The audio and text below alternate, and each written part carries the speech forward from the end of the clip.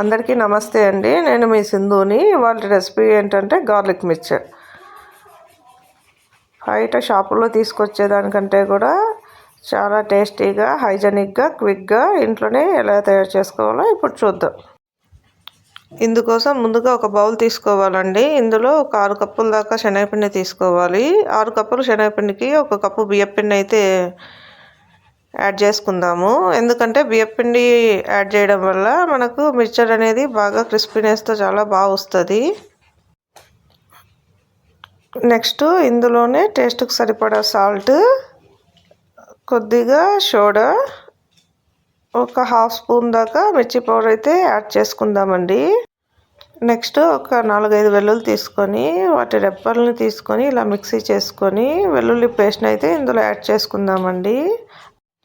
నేను ఇక్కడ ఒక 1/2 కిలో శనగపిండికి అయితే మెజర్మెంట్స్ ఇస్తున్నానండి.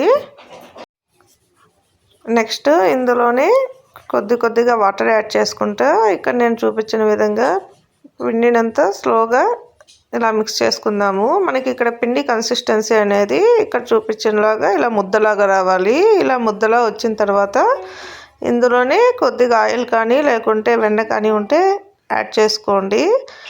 ఆయిల్ యాడ్ చేయడం వల్ల పిండి స్ట్రక్చర్ అనేది స్మూత్నెస్ ఉంటుంది అండ్ మురుకు అనేది చాలా క్రిస్పీగా వస్తుంది.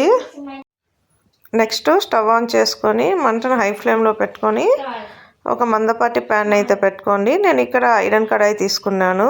ఇందులోనే డీప్ ఫ్రైకి సరిపడా ఆయిల్ వేసుకోండి. ఇక్కడ మనము మురుకుల మేకర్ని అయితే తీసుకున్నాము. ఇందులో రిబ్బన్ పకోడీ మేకర్ని పెట్టుకొని ముందుగా మనం ప్రిపేర్ చేసుకునేటువంటి బ్యాటర్ని తీసుకొని ఇలా వేడిగా కాగుతున్న నూనెలో అయితే ఇలా స్లోగా తిప్పుతా పకోడీలాగా వేసుకుందామండి. ఇక్కడ మనము మంటనైతే మీడియం టు హై ఫ్లేమ్లోనే ఉంచుకోవాలండి. ఇలా పకోడా అంతా 2 వైపులా ఫ్లిప్ చేసుకుంటూ బ్రౌన్ కలర్ వచ్చేలాగా వేయించుకుంటే సరిపోద్దండి. ఇక్కడ మీకు ఒక చిన్న టిప్పు, మీరు కనుక ఇక్కడ బాగా చూసినట్లయితే ఆయిల్ పైన బబుల్స్ అన్నీ తగ్గిపోయినట్లయితే మనకు పకోడా బాగా ఫ్రై అయిందని అర్థము. నెక్స్ట్ మిగిలిన పిండిని కూడా తీసుకొని ఇలా ఇంకొక వాయిలాగా వేసుకుందాము. ఇది కూడా బాగా వేగాక ఇలా తీసి పక్కన పెట్టుకుందామండి.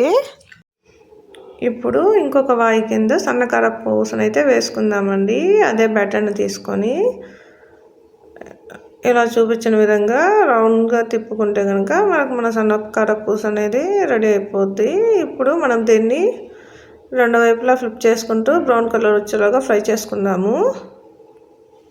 నెక్స్ట్ ఇదే బ్యాటర్లో కొద్దిగా వాటర్ యాడ్ చేసుకుంటూ ఉండలు లేకుండా మిక్స్ చేసుకొని ఇక్కడ మనకు చూపించిన కన్సిస్టెన్సీలో బ్యాటర్ వచ్చే వరకు కలుపుకోవాలండి. చూసారా, ఇప్పుడు ఇక్కడైతే మన కారా బూందీ బ్యాటర్ అయితే రెడీ. ఇప్పుడు ఇలా ఒక బ్యాటర్ తీసుకొని ఇలా ఒక చిల్లుల గంట తీసుకొని బూందీలాగా అయితే వేసుకుందామండి. మనకి ఇక్కడ గోల్డెన్ బ్రౌన్ కలర్ వచ్చాక ఇటు తీసి పెట్టుకుంటే సరిపోద్ది. ఇప్పుడు ఇదే ఆయిల్లో కొద్దిగా వెల్లుల్లి రెబ్బలు, కొద్దిగా కరివేపాకు, 1 కప్పు వేరుశనగ గుళ్ళు తీసుకొని బాగా ఫ్రై చేసి ఇందులో వేసుకోవాలి. తర్వాత ఒక ప్లేట్ తీసుకొని మనం ముందుగా ప్రిపేర్ చేసి పెట్టుకునేటువంటి సన్న కారపూస, రిబ్బన్ పకోడీ, ఈ కారా బూందీని అయితే మిక్స్ చేసుకొని ఇందులో టేస్ట్కి సరిపడా సాల్ట్, మిర్చి పౌడర్ అయితే యాడ్ చేసుకొని బాగా మిక్స్ చేసుకుంటే మన గార్లిక్ మిక్చర్ అయితే రెడీ అయిపోద్దండి. చూసాక ఎంత యమ్మీగా, ఎంత క్రిస్పీగా ఉందో. మీ వాళ్ళకి ఇంట్లోనే ఇలాగా హెల్తీగా, హైజెనిక్గా చేసి పెట్టండి. ఈ వీడియో కనుక మీకు నచ్చినట్లయితే లైక్ చేయండి, షేర్ చేయండి, సబ్స్క్రైబ్ చేసుకోండి.